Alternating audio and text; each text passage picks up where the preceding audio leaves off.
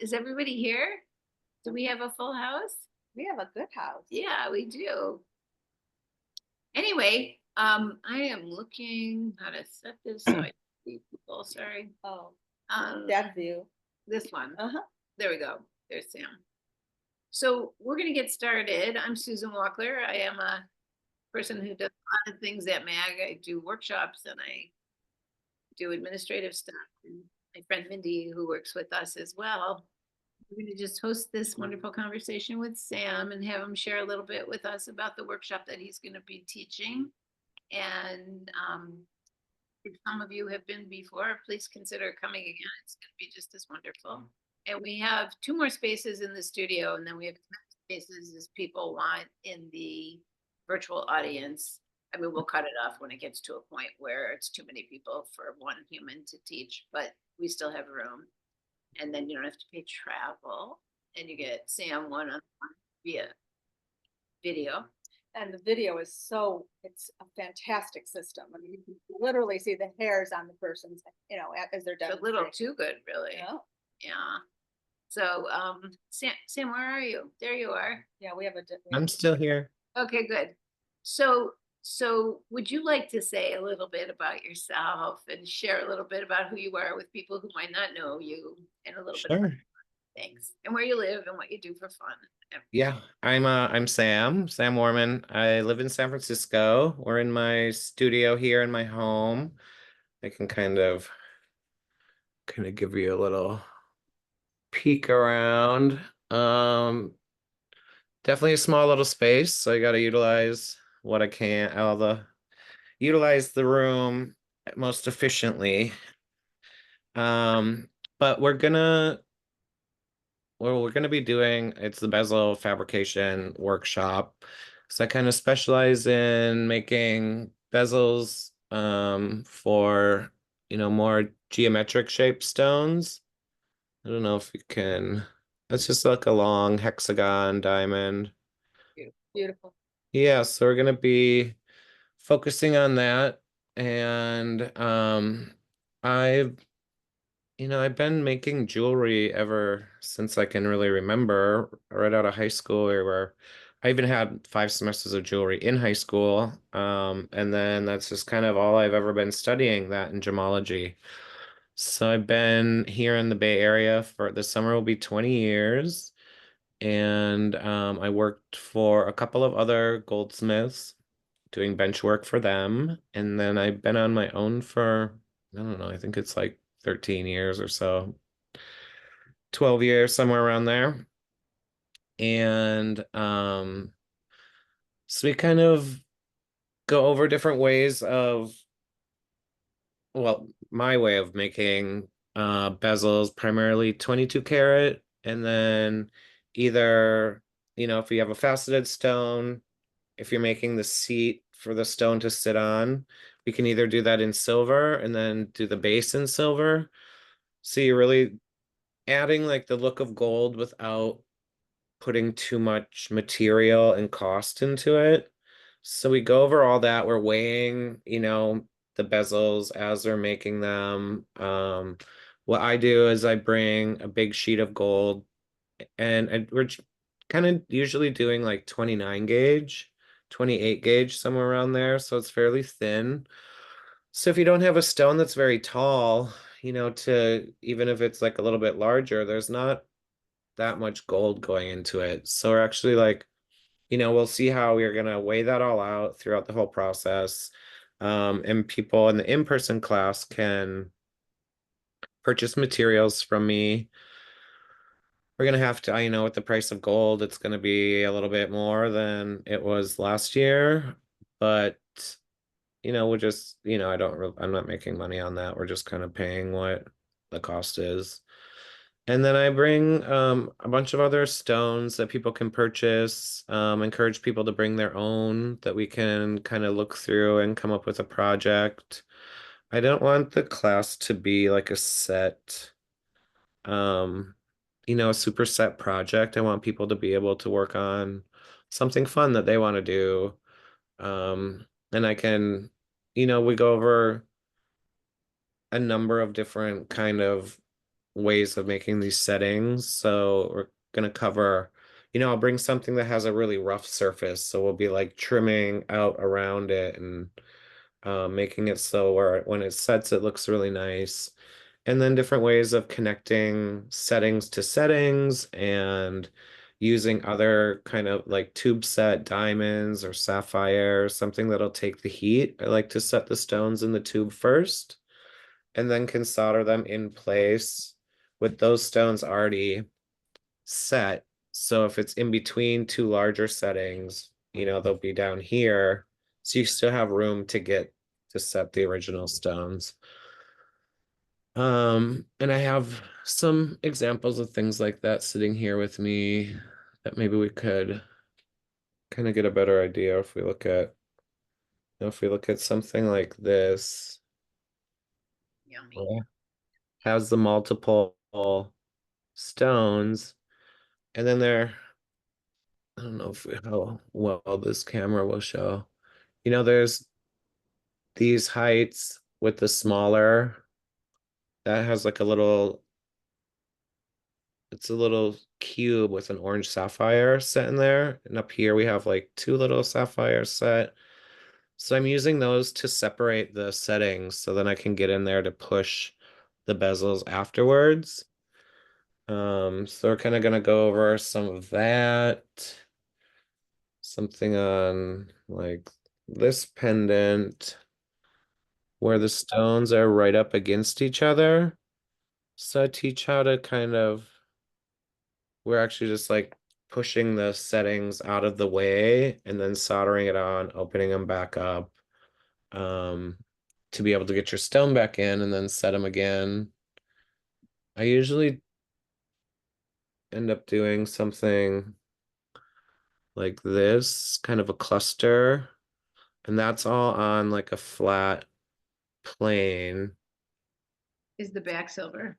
But this is backed in silver with the silver band.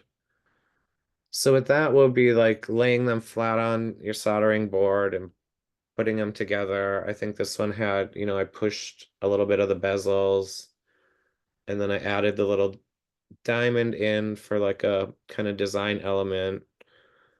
So then that all gets soldered, the band soldered on at one time.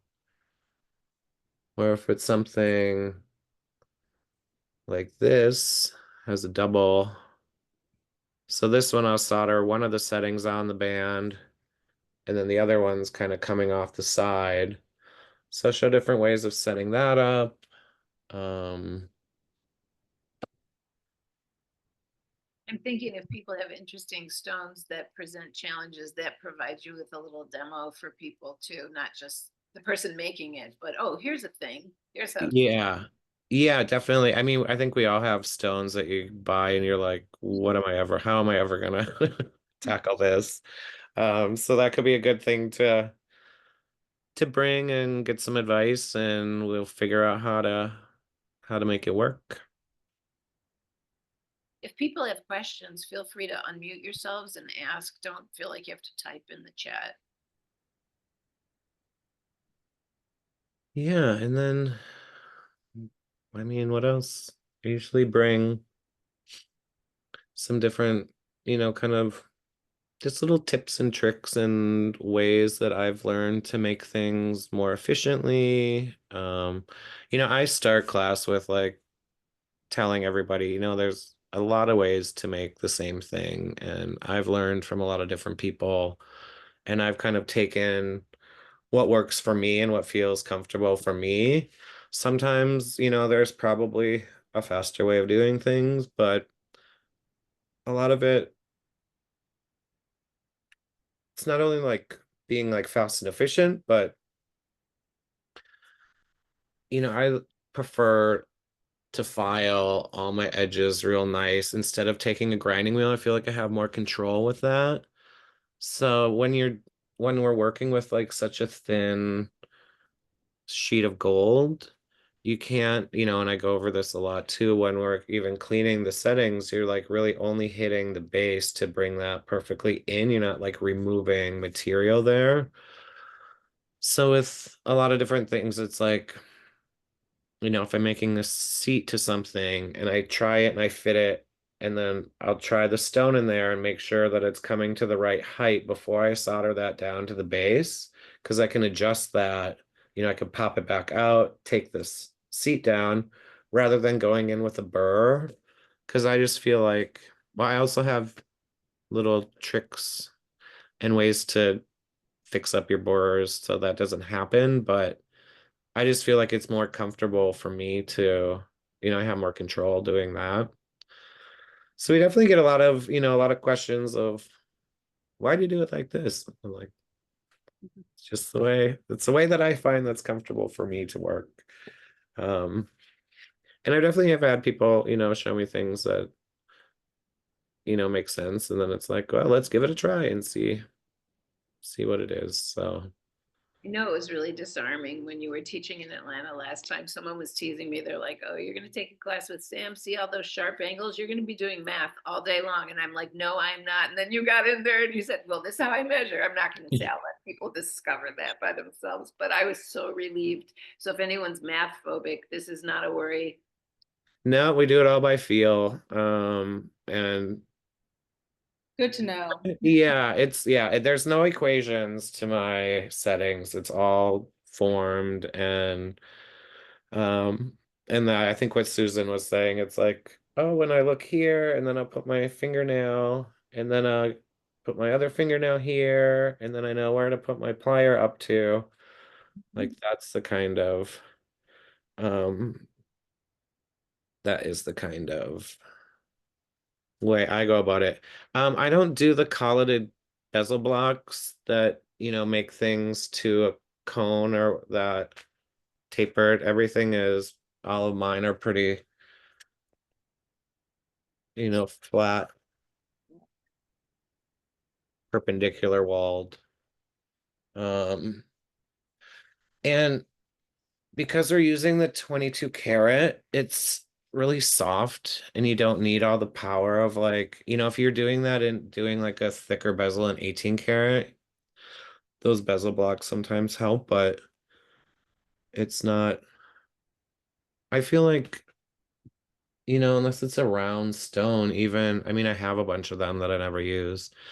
That's, if it's oval, it's not that likely that your oval actually fits that shape. Or, I have like, we think we had like a emerald cut, and that works for if the proportions are cut to that same thing, but I'm typically making each setting specifically for that stone that I'm working on. Do you see the question from Mandy too? Yeah. What was the other one? What's it called? Um, if you've never worked in gold, is there a good workshop to play with gold? Most of my experience is sterling silver, a little bit of brass and copper. I think so. I've had some people in the workshops that it was kind of their first time touching on gold. And they really enjoyed it. And like I said, let me find something to,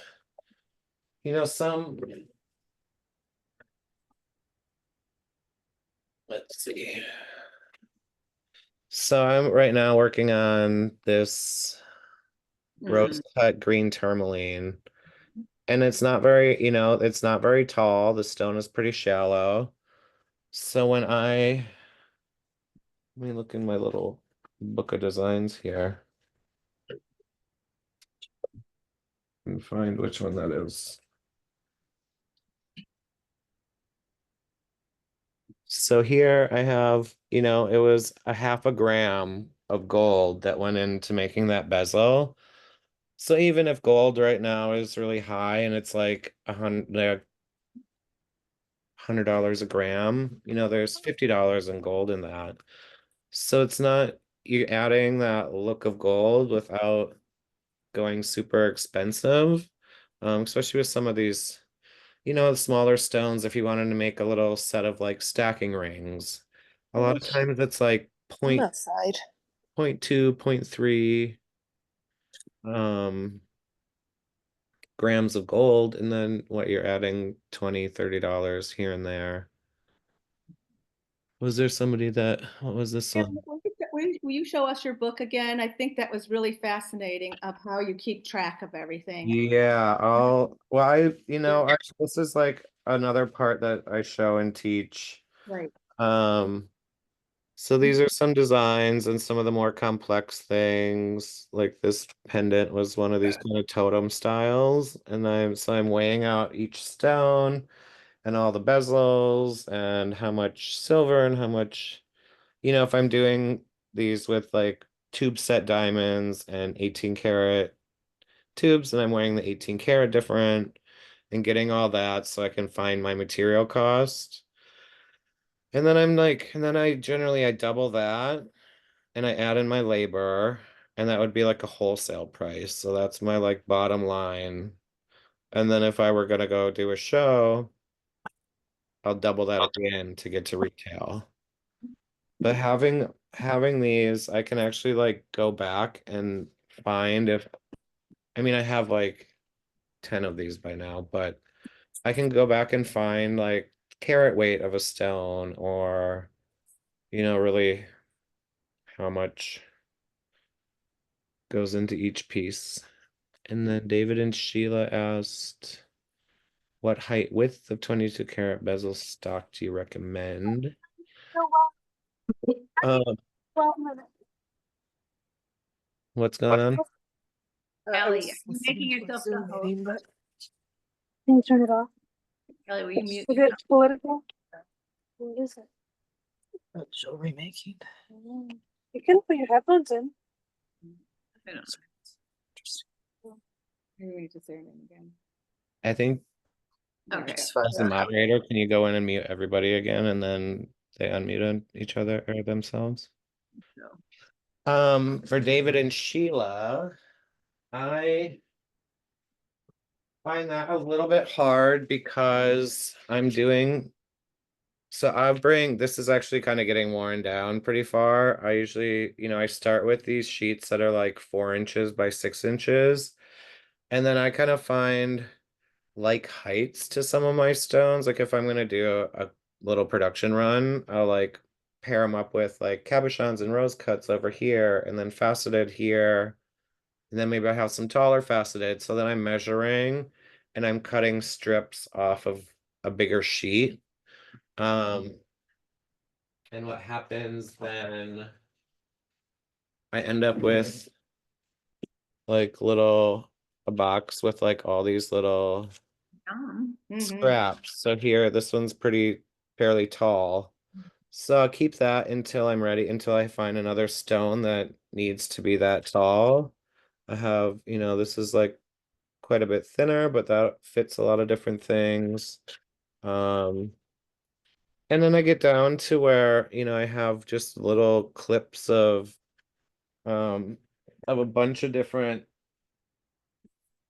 bezels, but then it's all pure 22 karat still. So I can melt that all back into a blob. And start rolling it back into I'll roll that back into sheet with the rolling mill. So then I can cut more strips and keep going. So I think if you were gonna, order actual bezel strips, it'd be kind of good to sit down with some of your stones and then find those heights and what's gonna work for a variety of them.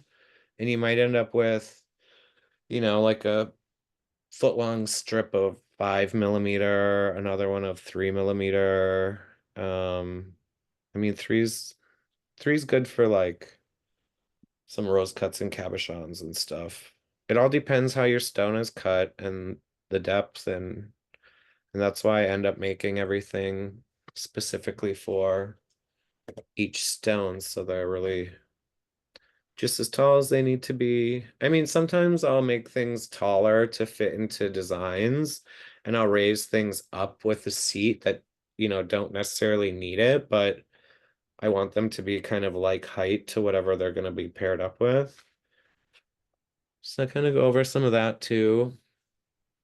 Do We you were, all your sheet, whatever that 28 or 29 gauge is what you said. This, I'm gonna bring 29 gauge, and I actually go 28, 29, 30, but I find 30, like, the 29 is nice, especially I think for students when it gives you a little more room to maneuver. I'll do pretty much a 30 gauge. I'm not really doing that. It's like, if it's a really little stone going on a ring, it's fine. But I use that mostly for earrings for like a weight thing.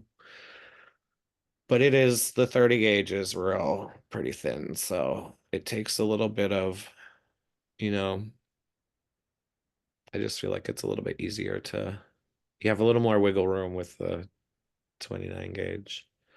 And then 28 gauge I'll use for rings once in a while, for bracelets, something that's gonna like take up a little more wear and tear. Um, I hope that helps. And then tubing you buy, I'm assuming you're not making tubing right now unless you have to. No, I'm doing the 18 karat thick walled tubing and I just buy it. So that I'm using certain, I'll buy 2.5 millimeter thick walled tubing so I can burr down with a 2 millimeter burr, and then you can do like 1.9, 2.1, like kind of ream it out a little bit, or do like a 2.1 millimeter burr. But then, I'm generally doing 2 millimeter stones, 2.5 millimeter stones, 3 millimeter stones. So I buy the tubing to fit those. And then I'll buy like I usually buy like a 4 inch piece of that tubing, and then I set them in the top and then chop them off and solder them in and just kind of work down until I have like a little nub of tubing that's hard to hold on to. Mhm. But I do have a pretty handy little trick for when it gets Right. down there. Uh-huh. But I We- can't give away all the secrets here in the You gotta pay to win. It's like, Oh, you gotta come to the class for all the tricks. Yeah. Yeah, I find like there's a couple like tools that most people have in their arsenal that are meant for one thing, and I use them for other things. And should participants come with their hand tools? I mean, what do you suggest that people? yeah, I suggest there's a tool list. I suggest everybody,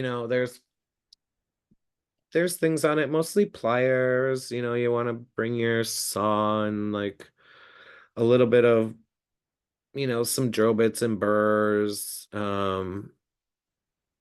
It's and like files, sanding sticks. It's actually pretty minimal. Like for what we're doing, I have like I'll bring X like things just in case, but I don't know. I feel like I could get away with setting up a workbench with like 20 things on it, 20 tools in it, and be fine for a while. So tool wise, I kind of work fairly minimally. And then Mandy, you mentioned that you'll bring some sheet. Um, it's not, I think it's nice if you have the things that are on there, to bring it, because we'll get a little bit, like, especially if everybody's in the classes buying these strips of gold for me, and I try and make sure that I have some already cut to kind of standard lengths, or I'll keep some of the things that I closer to the time, so I already have strips cut that we can be like, okay, this is a good size for you, and you take that and bring back what's left. But giving out those materials, can get a little bit traffic jammed, but I think we did pretty good last year. We had a full class, right? Everybody, yeah. Yeah. So if you have it, bring it, because it'll speed things up for you to get to work. And I really will say that I loved the way that you handled it, when between the in person and the people virtually, where, after the demos, we'll get everybody up and going in the studio, and then we can all work and get things going and moving. And then once everybody's kind of settled with materials and are working on their projects and happy, then I'll move over and take questions from the virtual students. And in that time, if you've had time to work, try some things out, and then questions arise, and really give a lot of time and attention to those students and make sure that you're getting the knowledge and the money, like what you paid for. I want you to come away with feeling good about what you've learned and getting my time and asking me all the questions that arise.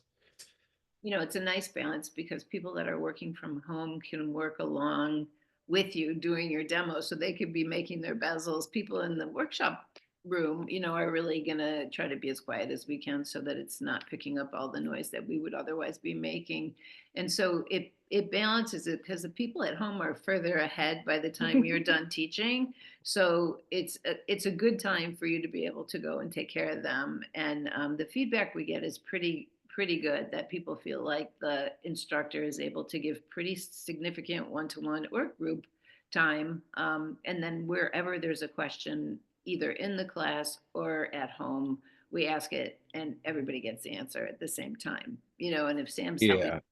home and they have a particular issue, then, with your you might decide, oh, this is a great thing. Everybody needs to hear this, right? And so we go back and forth like that, but nobody really gets left out. And the people at home get to make more noise, which is good. You actually Yeah. get more time working. I have another question. What Yeah. is it? What skill is that? Skill sets, I would say kind of, I mean, we're going, as long as you know how to saw and file, and we can we can work with kind of a generalized intermediate to advanced. I think it kind of, I'm not there to like teach you how to hold a saw and put a saw blade in, but I think we've had people in the workshops that I've done for kind of a range of skills. And definitely, if things are come up that are fairly simple, but maybe I have like a quick, fast way of doing things. Even like making like a little spiral of jump rings, like just doing it with a plier rather than like taking the time to wrap a dowel, little things like that, definitely happy to always share any of that. Um, and I think depending on what kind of stones you want to bring might depend a little bit on your where you feel comfortable with your skills and where you're at. If it's something that's a little newer to you, even, doing some ovals, like a circle with an inner seat. And even if I haven't worked at my bench in a while, like I was just doing a couple of shows and I've been kind of slowly getting back to producing. Like I start with things that are pretty simple just to like get the flow moving and get my kind of memory, like muscle memory back. I've jumped into hexagons or really geometric things right off the bat because I know I can, but it's like, I'll be sitting there with the pot. It's like, this should not be taking nearly as long as it is right now. And then when I'm kind of really flowing, then it's, a couple of squeezes and it's together. So, um, I think I do a lot of like long teardrop shapes, I think are a good thing to work on. Especially if they're faceted, that like inner seat actually goes pretty quick. But then where we're, filing out the little V so it like closes in and like it's real nice. I don't know if I have any. Also teaching how you do your corners and Yeah, so things with different corners. This is like a really long kite and how to get that looking like nice and clean. Um, yeah, I kind of go over that and like some general rules of thumbs of when you should file out a little notch so it meets back up really nice or not. Um, so I think like a variety. Most people bring kind of like just bring it all if you're nearby, or there's stones, so they pack up pretty tight, because then we can kind of take a look at together and see where you want to go, and like, say like, oh, if you do like these, that would make a nice design, or they're gonna be a like height, so then you can just take like one strip of gold and go to the bench and start, working off of that. Um You yeah. should, Yeah. recycling This question. one. When you melt down 22 karat scrap, do you add a bit of new gold? Um with the 22 karat, I do not. Um and like I said, all these little clips, and let's see if I can just, I mean, some of them are like, there's not a lot there. This one's even tinier. It's hard to even pick it up. They're just little bits, and there's no, because you're forming and then you're cutting. And so those ends, there's no solder. It's all like really clean still. And it rolls out really fast because it is 22 karat. I know we had somebody in the last one that was rolling out, and she just went so far so fast. It was like, well, wait, this is like paper thin now.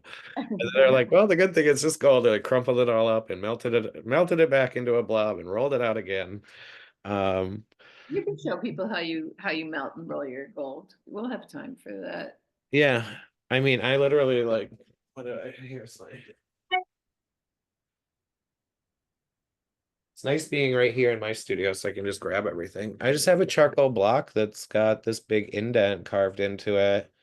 And then I have another block that fits about in there. So when it's all molten, right after I take the flame off, I kind of set this on it. So it starts pushing it out. So it's already kind of a flat blob instead of all rounded, and takes a little time out of the rolling process. Yeah, I Fun. think we did that last time. We could do that. That could be I fun. didn't see your charcoal block before. I would have said you were using an ingot or something, or just a blob on a charcoal block. Yeah. Good to know. I like that little stamper. Yeah. I was like, oh, well, that saved quite a bit of time. But Couple of the really hard rolls anyway. I find it reassuring, Sam, when I look at the quality of your work and how outstanding it is, and then you do these little things that aren't so technical. That, I mean, your bezel making is technical, but like, we're not measuring with slide rules or other kinds of terrifying things. And yeah, I mean, and you just melt your stuff in a charcoal block and you use your little thing. I mean, Oh, it's like, oh, he probably has such and such, I make that up in my head, and it's really disarming and really so much more comfortable. Bezels for all. I think so. It's yeah. Yeah. yeah. Let's so you don't need crucibles and ingots and none of that. Just a torch.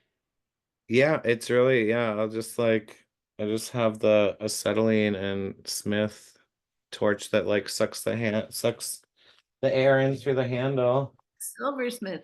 Yeah. And Mhm. that Yep.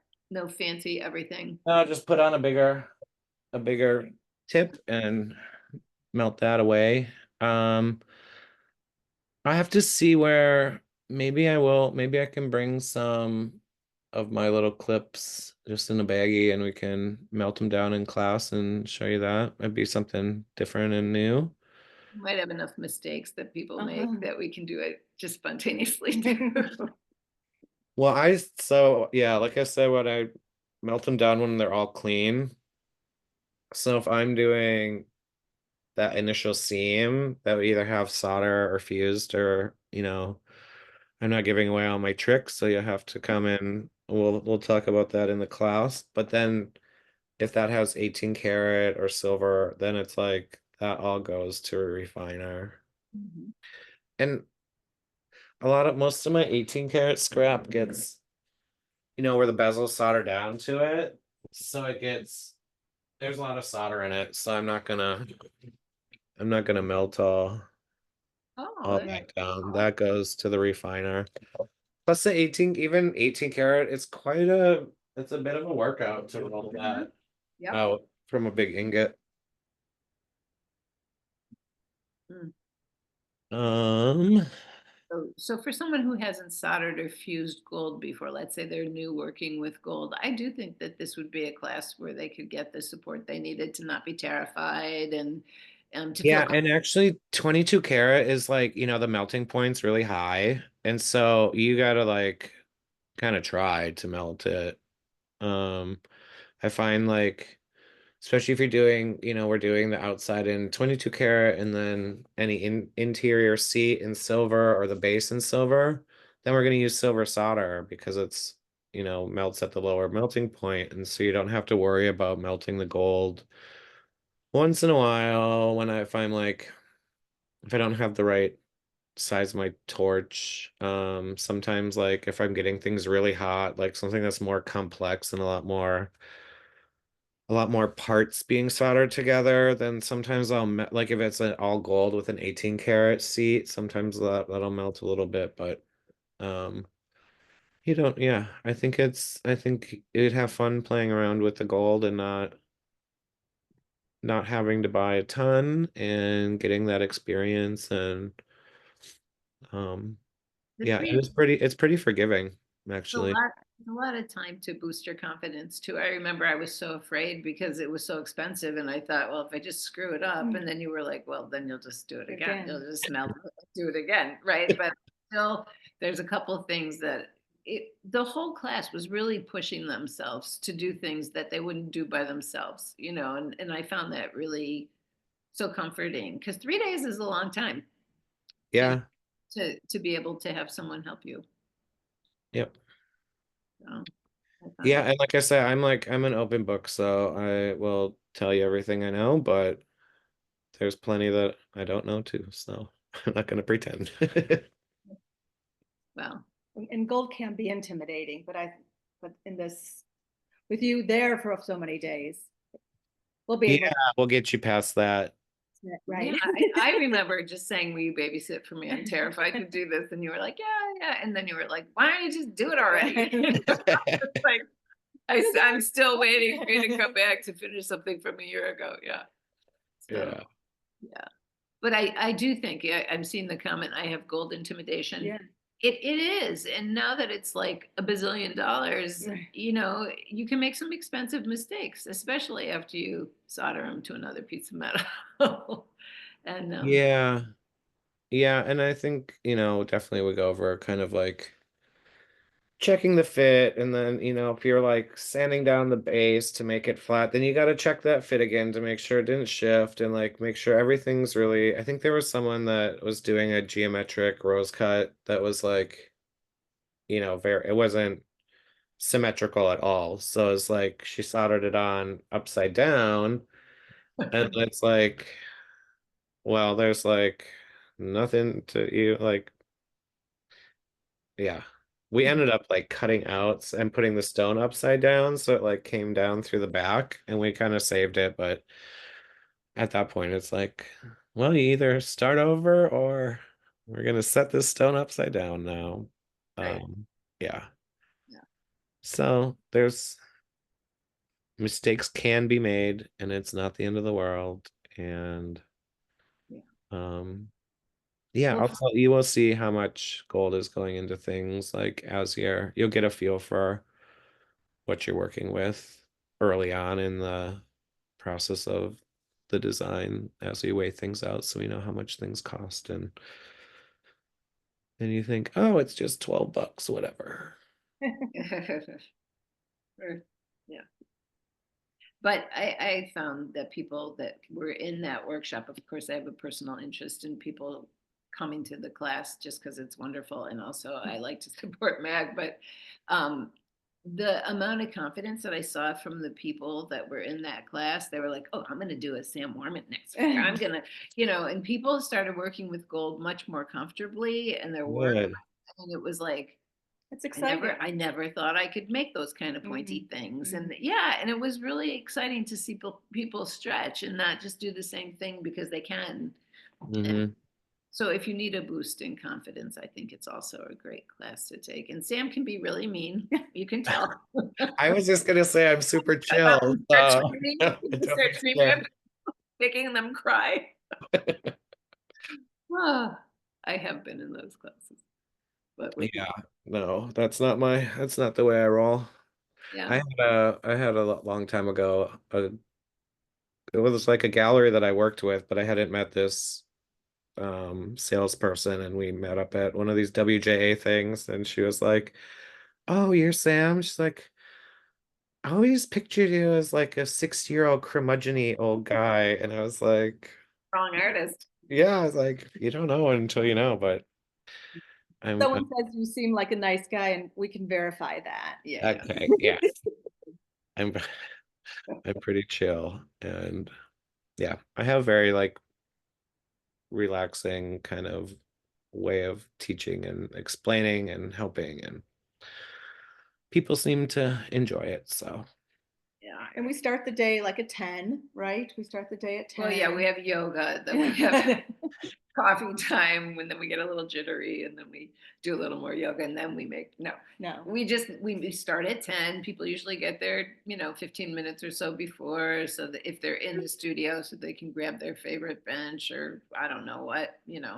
Um, and then the people online usually get on also a few minutes early, and we have a little preamble where we're just checking our. We have an AV person who's dedicated that day, and she'll be working to make sure that all the angles that Sam's going to be working at match up with the angles of his stones. And there's this little safe place where you can do his work from center stage, and then everyone at home really can see it. And then Sam, you were really good at telling the AV person, if you can get this from behind me, or if you can get this from over my head, like you had been yeah, doing it.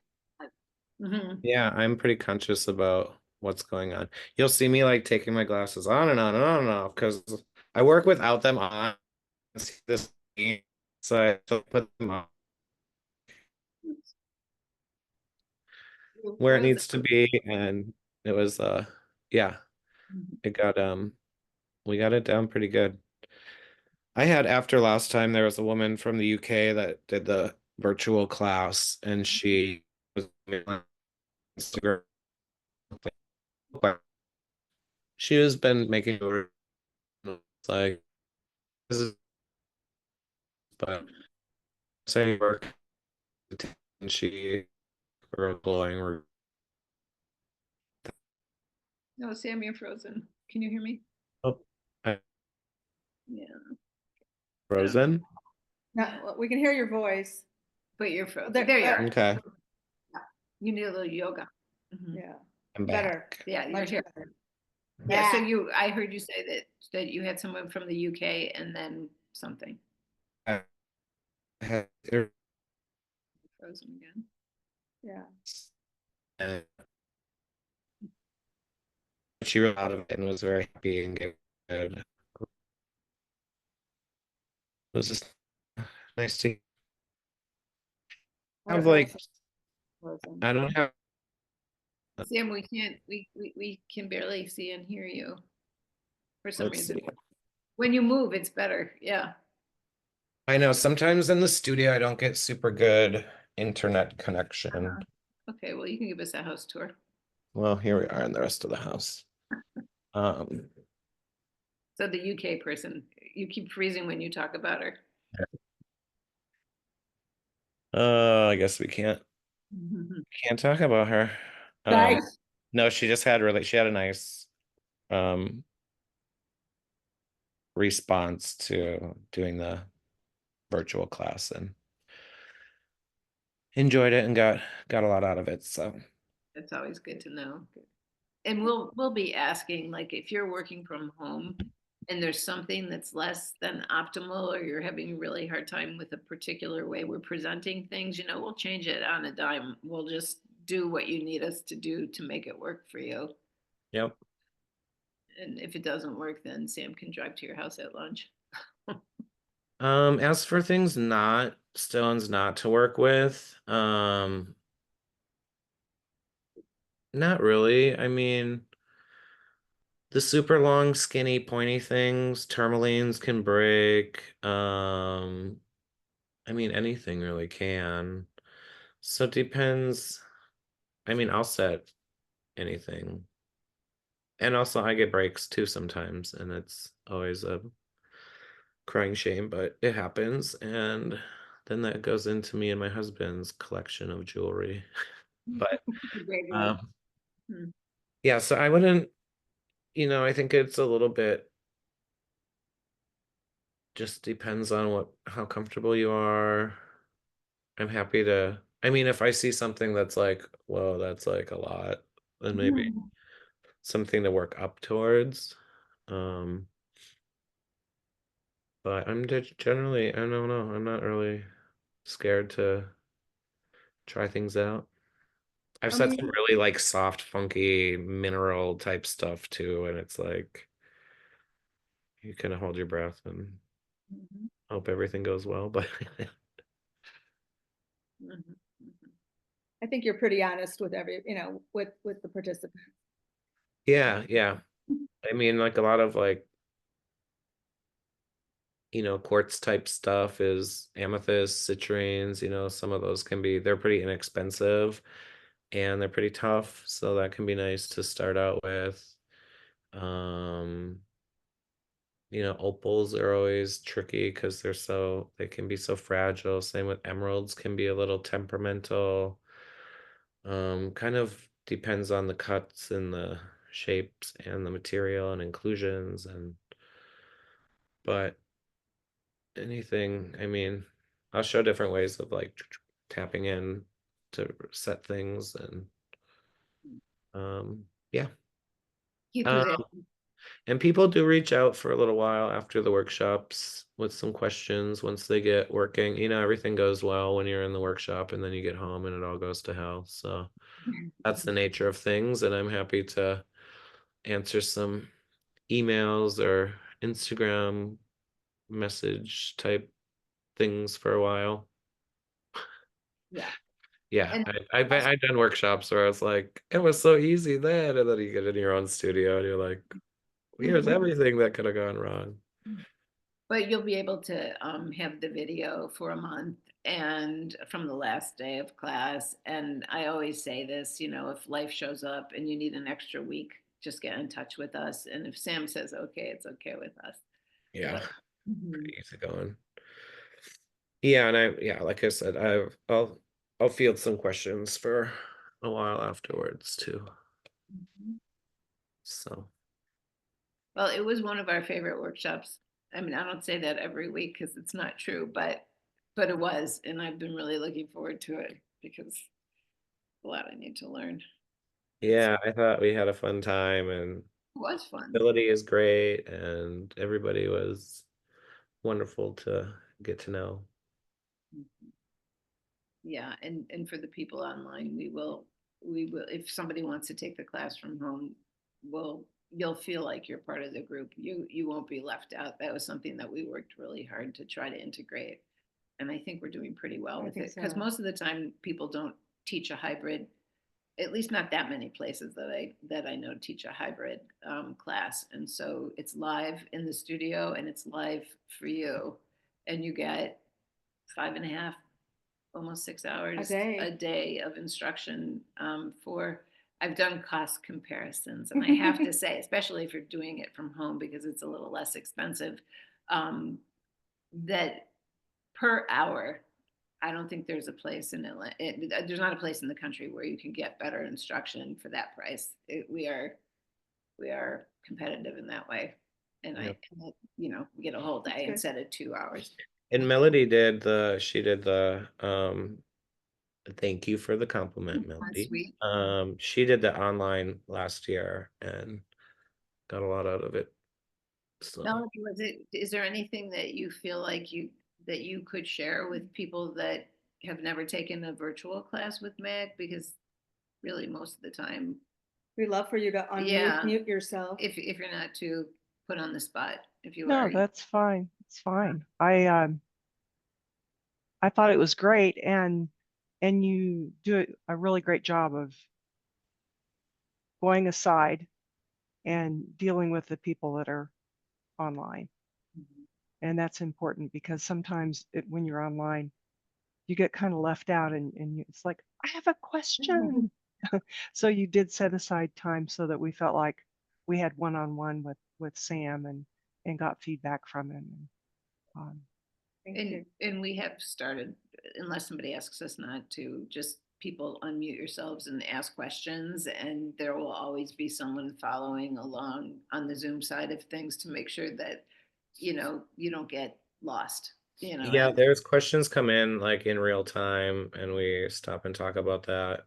Or show a different angle if we're not picking up what needs to be seen. And yeah, like I said, I really make sure that I want people to get what they pay for out of it too. So I We and make we could send pictures that he could look at and critique. And Mhm. yeah, it was, Trying it to was, figure out how to have a daily show and tell also yeah. with people online so everybody can gather around, and be with each other.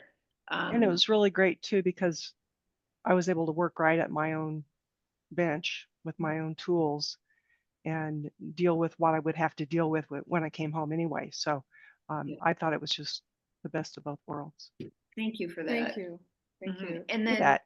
at the end of each day, we will send out the video from the day of. So if you're at home and you have to work for a portion or you have to run out and do life, then that evening, if you are so inspired, you can watch the workshop that you missed so that you don't feel behind the next day. And then at the end of the 3, so every night we'll send out day 1, day 2, day 3. We'll send out all 3 days, and then you'll have that for a month. Yeah, and there'll be some gold to purchase during class. I don't know. I mean, I buy like most of my gold from either Stellar or DHFL. And that's just like who I choose to work with right now. So I don't know what if you Stellar, I think will do like a student account so you can get in and get stuff there. DHFL, you probably need a business license to set up with them. Rio Grande should be fine too. If you're gonna bring some, you'll bring Yeah, some. if you're gonna bring, I mean, it's kind of hard. I mean, it's good to if you're gonna bring a little sheet of like what 29 gauge, somewhere around there, 28, 30 gauge. Um, it's good because then you can kind of get going quicker. But it's a little bit hard to know. We were kind of talking about it earlier about how tall you need things and just it's so expensive right now. It's hard to just like buy a big sheet of gold. Yeah. I mean, because yeah, it's literally they're twice as much as it used to be for So when I started. people could bring it, but you also will have some available. Is that what Yeah, you're? yeah. Yeah. Yeah.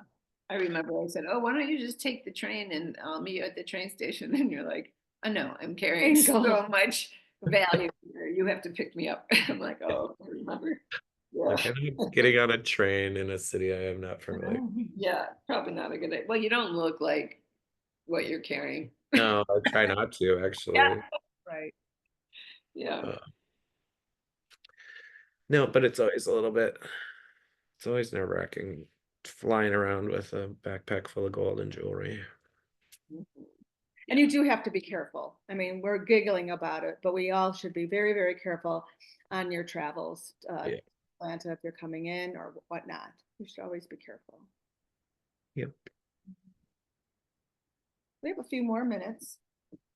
Do you have any battle injuries you want to show us, like where the you cut your scar? finger or anything like that? You have painted nails today. No, there. Oh, I only have one painted left. It's a coming. dot? Adopt. Oh, Well, I it's have the little gold line too, but it's growing out. I usually don't paint them when I'm doing the classes either because it's kind of distracting. But when I do shows, I always have my nails done a little bit. what do you cut your sheet with? Someone wants to know. I just use like the solder shears. Joist channel work well. Maybe I'll go back in the studio, see if it cuts out on me. What's the minimum amount of gold someone should get? I guess it depends on your stones. Yeah, it's a little bit hard to know offhand.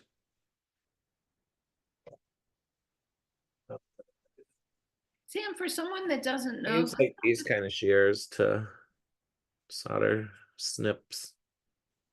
Mhm.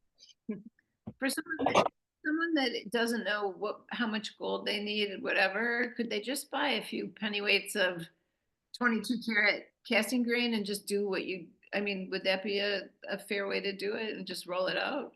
If you had, Yeah. Yeah, I mean if you bring a few, well, yeah, a few grams. Mhm. It's hard to know like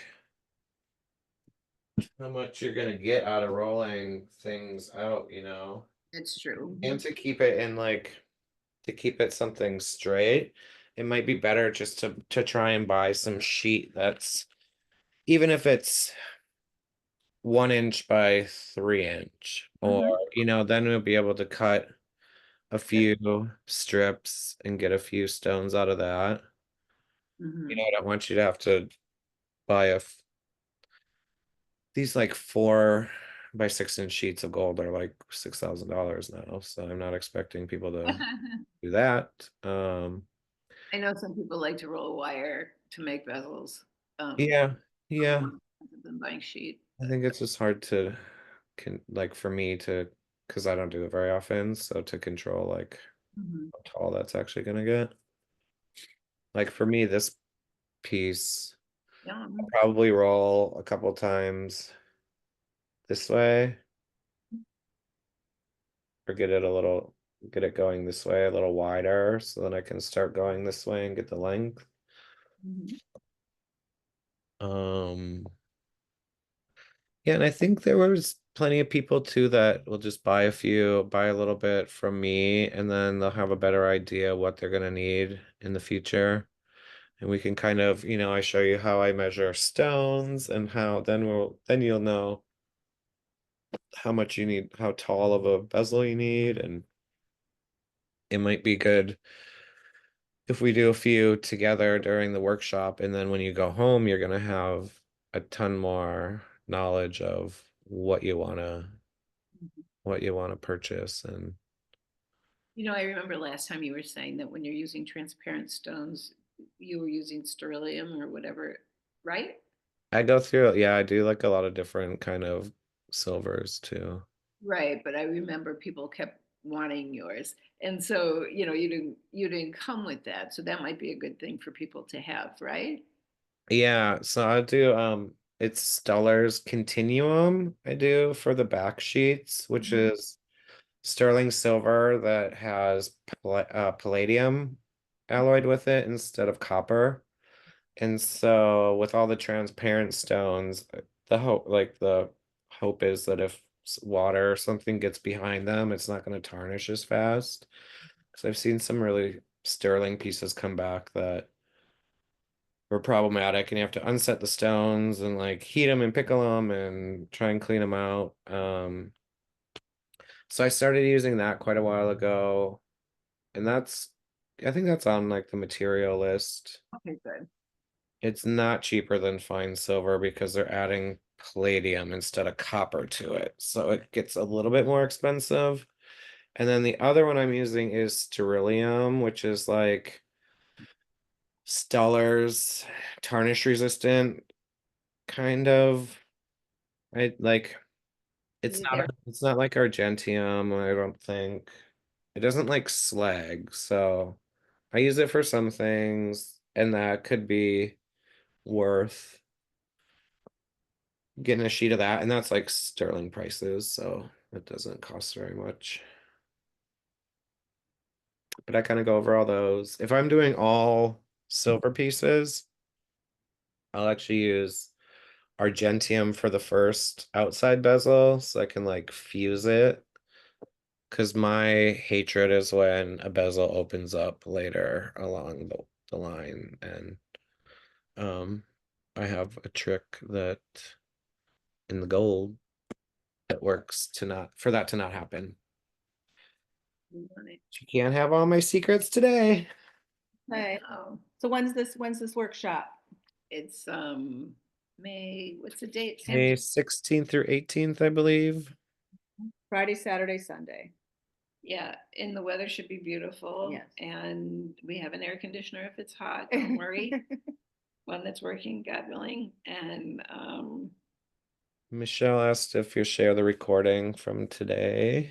on our YouTube, It- so go to Metal Arts Guild of Georgia on YouTube and it'll be there for you. It's live streaming as we speak, I think.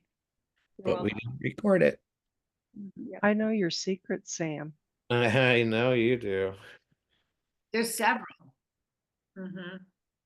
Well, Sam, this has been really, really great. Thank you for your time. Yeah, it's nice to chat with everybody and see some new and familiar faces.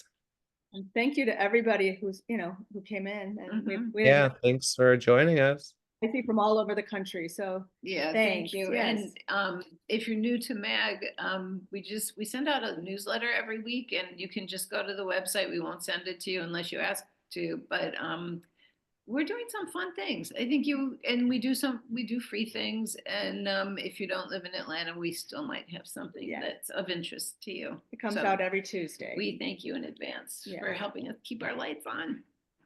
Yeah. And yeah, so we're gonna have fun. I'm excited. I'm excited to come back. I'm Excited. excited. And we're excited to see everybody. Mhm. Yeah. Might Thanks. be standing room only. Yeah, yeah. Thanks.